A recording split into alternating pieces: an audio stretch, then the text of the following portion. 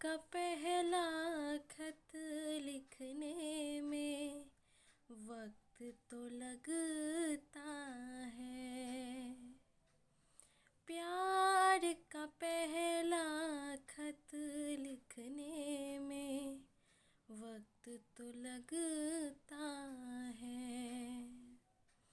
नए परिंदों को उड़ने में, नए परिंदों को उड़ने में वक्त तो लगता है।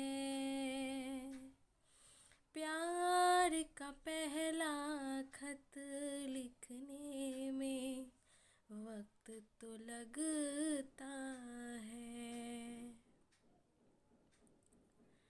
गांठ अगर लग जाए तो फिर रिश्ते हो यारो।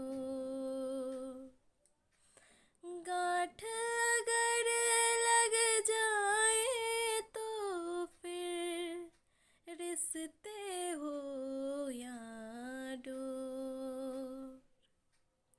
लाख करे कोशिश खुलने में वक्त तो लगता है। नए परिंदों को